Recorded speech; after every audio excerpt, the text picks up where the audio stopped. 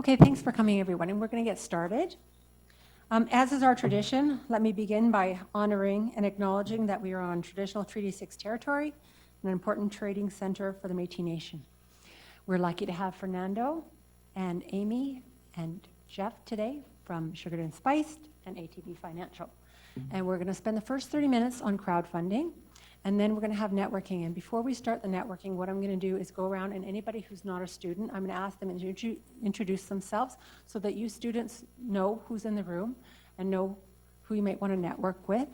And then we'll have open networking. And I'm also going to ask that people, when you're talking to somebody, that you don't talk closed, that you talk open, so somebody feels comfortable to join a group, because networking can be very awkward otherwise, and that way it's welcome. Anybody can join any conversation and not feel uncomfortable. Okay, so we'll just start with you, Fernando.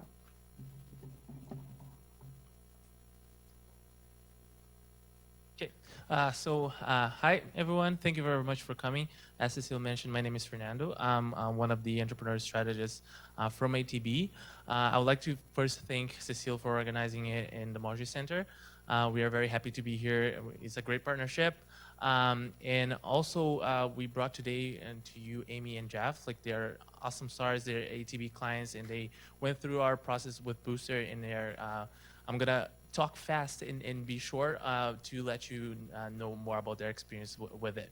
So, just a little bit of background on my role. So my role is basically a consultant that ATB offers to help entrepreneurs that are starting their business, or they want to change in their business, or they want to grow. So we'll sit down with entrepreneurs, either they are ATB clients or not, and there's no charge into it. And I'm an entrepreneur myself. I did my MBA, so we kind of like help with both practical and theoretical processes and lens to help you move forward with your business.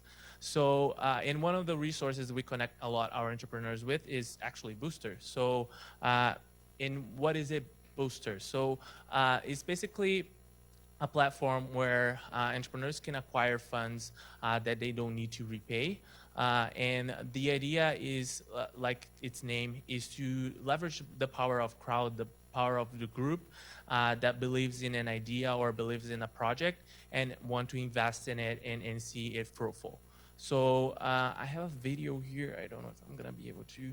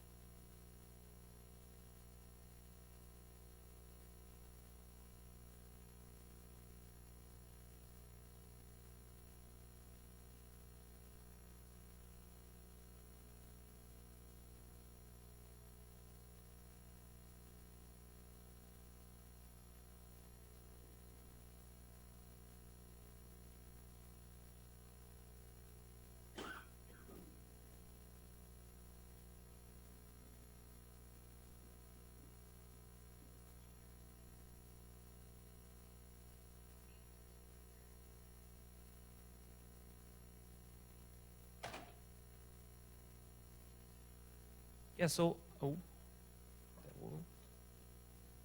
don't want that to happen.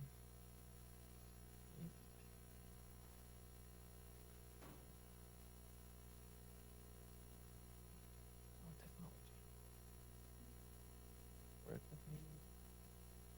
Okay, so like the video explained, and I said, you're leveraging the power of crowd and the power of your community to make things happen.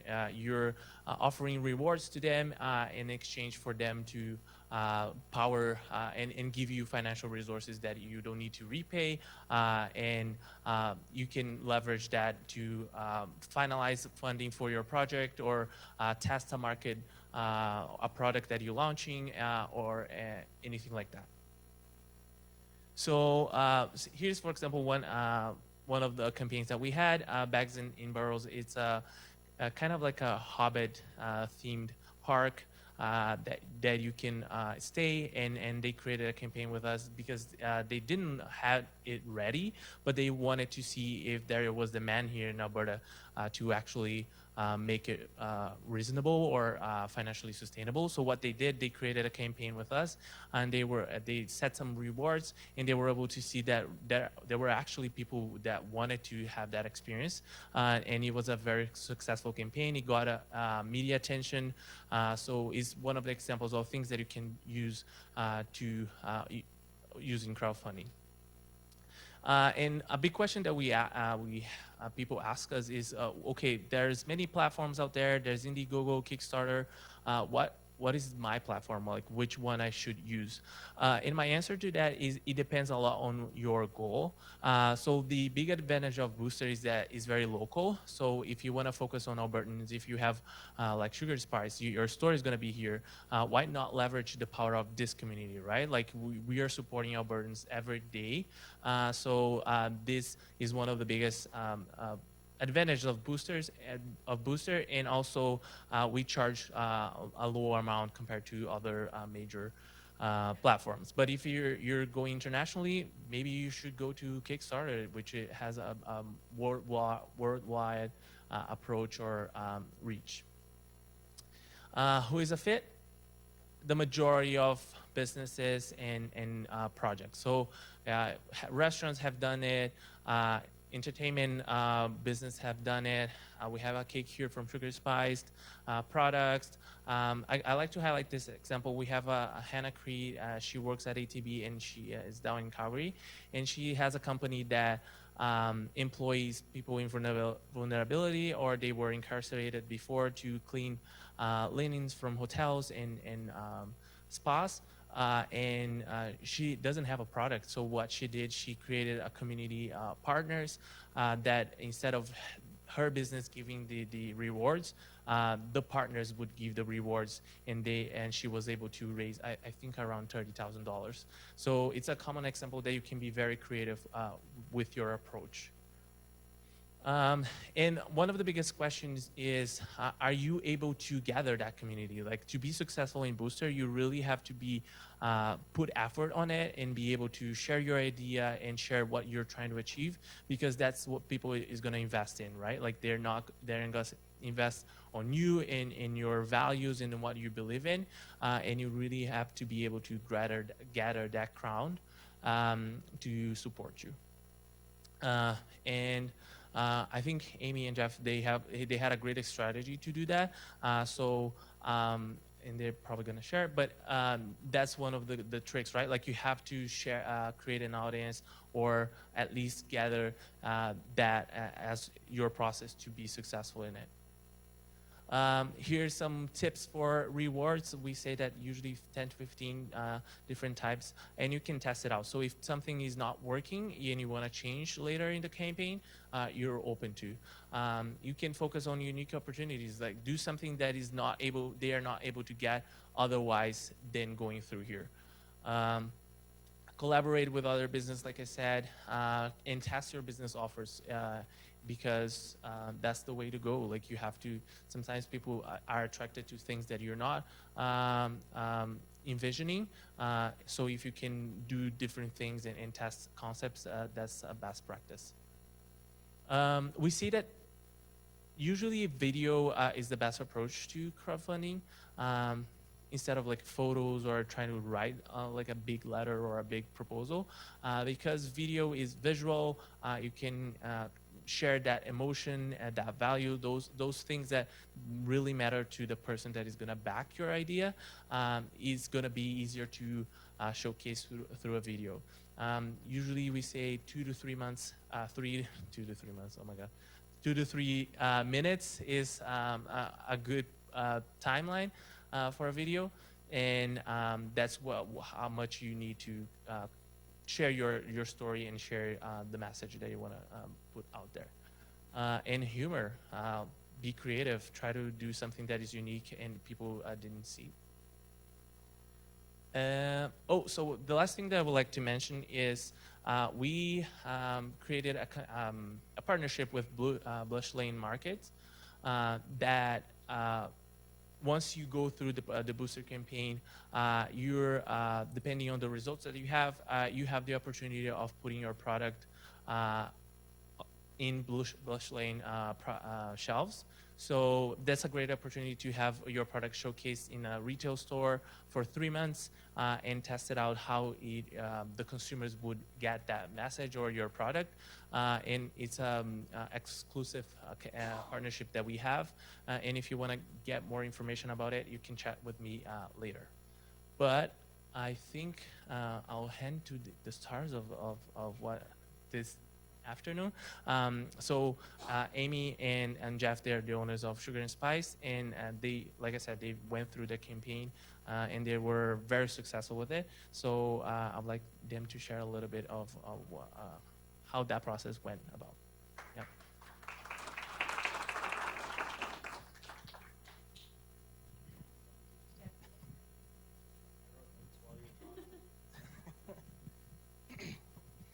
As you can guess, I'm Jeff. This is Amy. So we are sugared and spiced. So it's we kind of joke that I'm sugared and Amy's spiced, but some days it switches. The business is us, and so it's been kind of easy until I guess we're at a stage where things are shifting a bit as we're growing. But it was always easy to figure out what was our brand, because it's just whatever we like is what it is, and so far that has worked. That's a different conversation for scalability. I guess that's where my head is right now. But thinking back to 3 years ago, we were at a point, we had been selling cookies at farmers markets for a couple of years. Then we shifted gears and started doing a little bit more of a catering and cake sales. And in 2015, we started a cake club, which you buy a membership, you'd get 3 cakes delivered through the year. Our kind of the hook to that was helping you to remember special events. Our key audience was people who would forget their spouse's birthday or anniversary, and they'd want a cake at the last minute. So we would remember that for people. So we had a little bit of momentum as the company had shifted over a few years, and it was really, the company was just Amy and me a few hours a week. And then we thought we really want to build a space. And then after a couple months of trying to figure that out, we realized how expensive it was, and that we couldn't finance it ourselves. We need to get funding, and banks don't usually want to give much money to a brick and mortar food business run by people who have never run a brick and mortar food business, which seems reasonable. So we were looking at crowdfunding, and I'm probably just repeating stuff now. Sorry if I take you over time, because I tend to babble. Okay. The reason we looked at Booster was the 2 key things that you pointed out. Local. We were brick and mortar. We weren't looking to offer a product internationally or online or anything, or something less tangible. And so that it had the key audience for us. It wasn't spreading the word out to people who weren't going to be interested. And the rates were great. If you're an ATB customer, they offered really good rates. Or they take a very small percentage, I guess is the accurate way of putting it.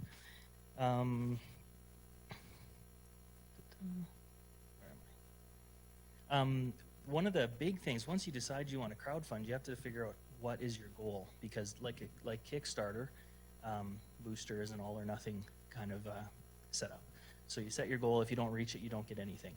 We had no interest in putting effort into not getting anything. We looked at what Boosters had raised before us, and the best one had raised $22,000. We were hoping for between $50,000 and $100,000. But we set our goal at 20, knowing that was the minimum. We would get the money back that we put into it, and it would help us to get started with our project. Does anyone know what we raised in ours? $56,988. So we hit our $20,000 goal in 25 hours, give or take. And then we quickly had to start sending out the messaging that, hey, we were just kidding. It's not 20, we want 50. Can you stay on board? And humor was a big part of it. You need people to connect with you. No one wants to have a conversation with someone who is boring or uninteresting, which was easy for our product because it was colorful and delicious, and humor just kind of went with it. We weren't tying it into, I know sometimes you get services where it's a little trickier. If you're looking to do crowdfunding for something, you might have a more abstract business and humor is a little trickier. I don't have advice for that, but it really worked well for us. A key piece that we find, we've chatted with quite a few people that are interested in crowdfunding now. They see what we raise and they say, hey, can you give us some advice? The key piece is to get ready. Launching your crowdfunding campaign isn't the start of your crowdfunding campaign. We figured we started about 2 years before we launched, trying to build audiences in all the places that we could. So we had a little chart at home with every month how many followers we had on Twitter and Instagram and Facebook, how many had signed up for our email newsletter, how many connections we had made on LinkedIn. And just made it a habit every day of trying to build those numbers somehow. And so that when it came time to launch, we had a big audience on all the platforms, even 100 in some places is a big audience, but it was people that we had connected with already. What we weren't saying to them in our first contact, hey, do you want to give us some money? You know how that goes. Build your audience. That was point 4. Great rewards. Who here has contributed money towards a crowdfunding campaign? So, not tons. You should give it a try. It's fun. Sometimes it's because you know the people. Sometimes it's because you think the product is awesome. And sometimes it's just because the rewards look really cool. Does that sound right? So you want to get all of those in your mix. We did a lot of pre-sales in ours. So we had our Cake Club memberships. We had kind of sneakily cut off sales for 6 months before we launched our crowdfunding campaign and kept building and telling people, oh, we're going to open it up. We're going to open it up again. And then when we opened it, it was the launch of our crowdfunding campaign. So we sold Cake Club memberships for $250 each. We sold 50 of them, which was the limit we had set. We opened it up to another 50, and we sold 100 through the campaign. So that was one thing. It was a product we had that everyone was familiar with. Then because that was $250, we thought it's a pretty high price tag. So we had single cakes for sale for $85, which was the price we were going to sell them for when we opened the shop, and we sold 100 of those.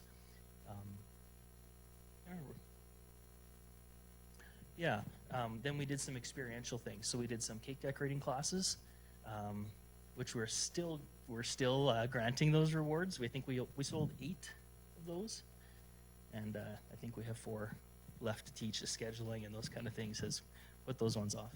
I think that's all we have left for rewards that we haven't granted yet or redeemed. And then we did some fun things like a streetcar party. We booked the High Level Bridge streetcar. We hired a musician. We brought all-you-can-eat dessert, and we sold tickets to that for $100 each. I did a singing cake delivery. Yeah, a friend of mine bought that just to embarrass me. And then things like T-shirts and coffee mugs and thank yous for at the lower end. And I think we had 1,000. We put on one just for fun. It's $1,000 cookie and coffee for life. So if you give us $1,000, you can come in once a week and get a cookie and coffee. We had no takers on that for a while, and then right near the end, we sold 4 of them. One of them was the landlord who had put an offer to lease on through the. Before he accepted our offer, he gave us $1,000. So it was kind of a nice affirmation. Was there anything else interesting in there? So pre-sales, things where people can just give you money, things that are experiential. You need a real mix in there and a wide variety of prices. Am I running out of time yet? Okay. And some people we've talked to as we kind of give crowdfunding advice, they look at it as just the money. Some of it's not free money. Lots, of course, with pre-sales. In ours, the $57,000, there was probably about $25,000 to $30,000 worth of things that would have been that much in sales afterwards. So it wasn't free money. It was just our regular markup on those items. And some were even deals. There was a couple things we decided when we opened the shop, our pricing was too low, so people were getting even a better deal out of it, but it was the money up front was part of it. But you're also, there we go. I had 3 parts and I forgot the third one. There's 3 things you're trying to raise with crowdfunding. So your money, your people, which is customers and repeat customers, and also media. Media's got a nice self-feeding cycle. Once you get some media attention, someone else sees that you got media attention and deems that you're worthy of media attention. So there's a nice cycle that we've been able to keep going. It's easy to go now and talk on the radio or to a newspaper reporter and mention our successful crowdfunding campaign. And even though it's 3 years old, it still says, hey, these are successful people. They're worth writing a story about, and then that brings more customers.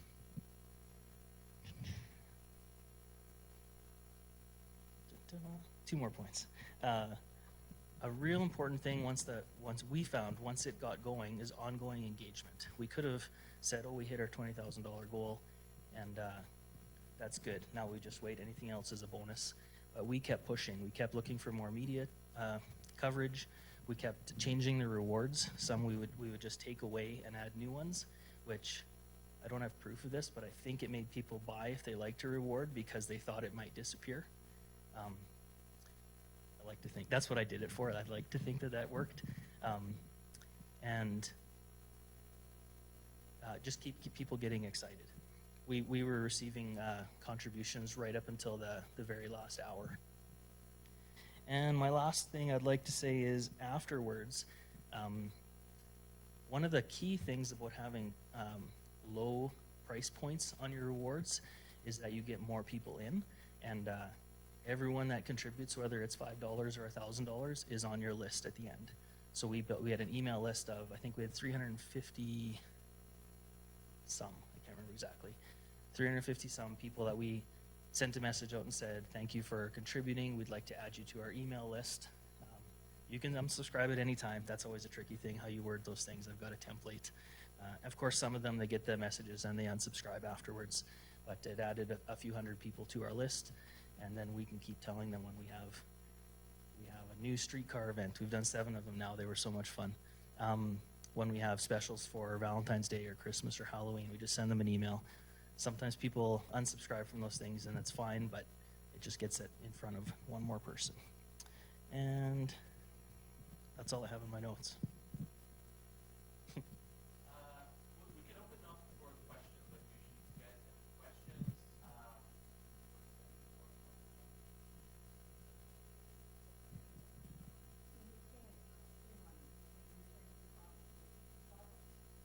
Yes.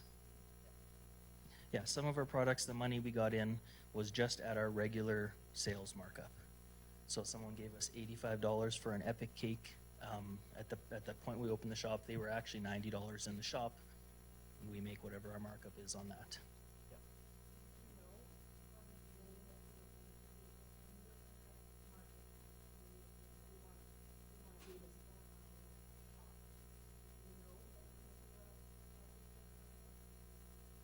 We didn't know what we were going to do. we were, the food industry's funny. We had moved, we were in our 5th kitchen. When we were playing with this idea, we were in our 5th kitchen. We had one where we had partnered with someone who was just renting us, kind of subleasing part of the kitchen to us, and their company grew, so we had to leave. Then there was another one where we were sharing a space, and they grew and moved, and we would have been stuck with a double lease, and so we had to leave that situation. Another one where there was permitting issues. So we had a few places we were working, and especially when the cake club took off, we had lots of pre-orders. So at one point we had 250 cakes pre-ordered all through the next year, and then we found out we had 1 more week in our kitchen. And so we were able to make it through those 4 changes, but we said to ourselves, we need to build our own kitchen. Rents are ridiculous, or they're the wrong size, and it just wasn't working. So that's how it started for us. And then we found out what the cost of kitchen equipment was and what a lease would cost us. We looked at some very undesirable locations, trying to stay within a budget. And then we said, you know what, if we're gonna do this, we need lots of money and we need to build something beautiful in the right location instead of kind of trying something. We also, at that time, Jeff was working a full-time job elsewhere and was scared to quit his job. It just wasn't the right time, and we didn't know if we could afford for him to quit and come do this with me full-time.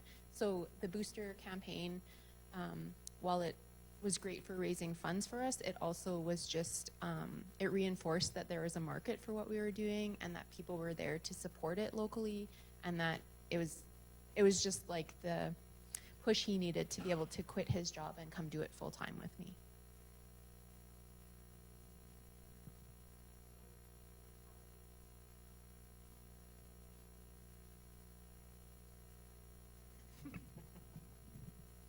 Great question. We're still working on that. It's funny. We've really broadened our products. So we have high-end custom cakes, not novelty cakes. In case anyone's looking for one with I don't know what on top. Look on our Instagram before you try and order something weird. Yeah, there's no Pikachu figures. So from high-end buttercream cakes on one end to cookies on the other, and everything in between. So some products are market priced. We have some loss leaders in there. Some we use a set margin, but it's kind of because of the spread and the cost. It's funny because it's easy to calculate ingredient costs, but we're fairly steady across the board. But our labor cost varies greatly. Some of it's just mixing and scooping, and some is pretty high skilled labor here. So. Did I answer that? Okay.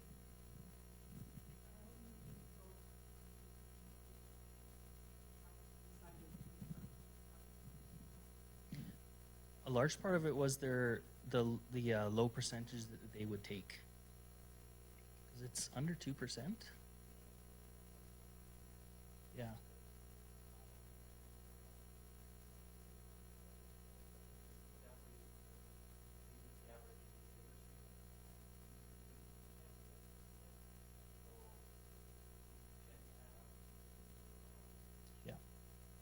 And we were looking at all sources of funding, and it was all loan-based that we could find, and we would have had to go to multiple sources.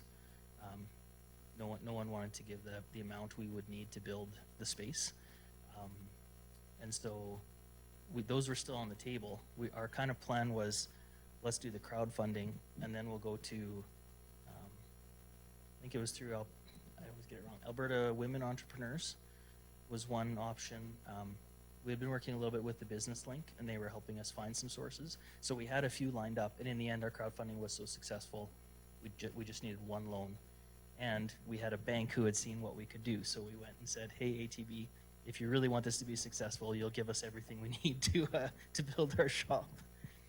We haven't missed a payment yet, so we're doing okay.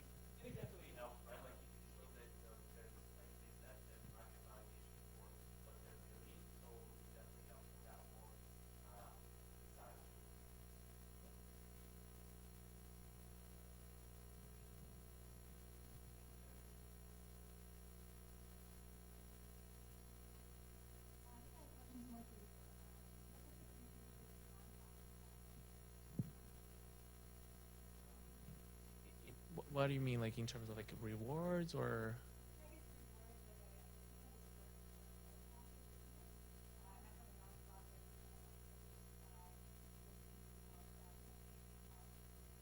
Yeah, so that example that I mentioned, Common Good, from Hannah, she is a social impact business. So like the way that you would set your campaign is like not like we're gonna build this business or we're gonna launch this product. Is maybe, oh, we're trying to donate $50,000 or like $30,000 to make this project happen.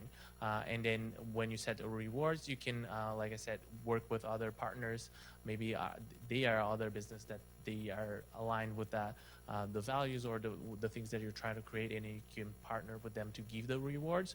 Or there's something that you, like skill sets in the not-for-profit that you're able to maybe like give consultants like time, or like you can get volunteering time to work in a specific company or things like that. You can be very creative on that side, but I wouldn't refrain from going to a crowdfunding campaign because you're a not-for-profit. Yep.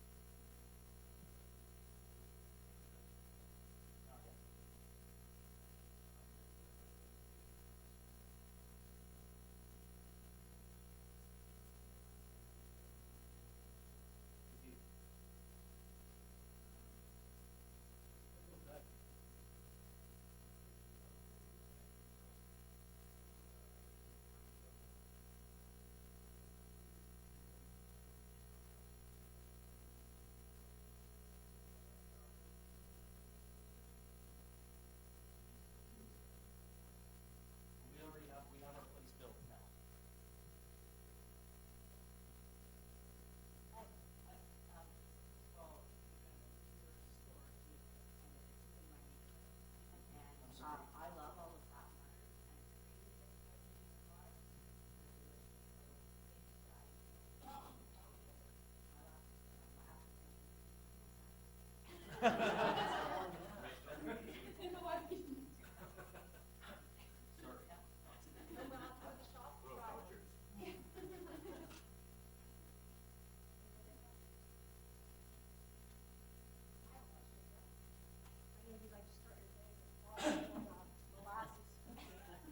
What did you start your day with today?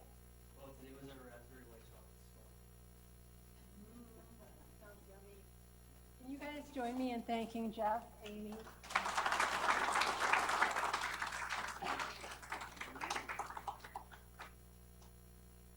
So I'm going to take the mic. And what I'm going to do, I'm going to find our industry partners that are in the room and have them introduce themselves quickly, and then we're going to open the room up to networking. Anybody that doesn't stand up and get introduced is a student. So please, industry partners, help our students network.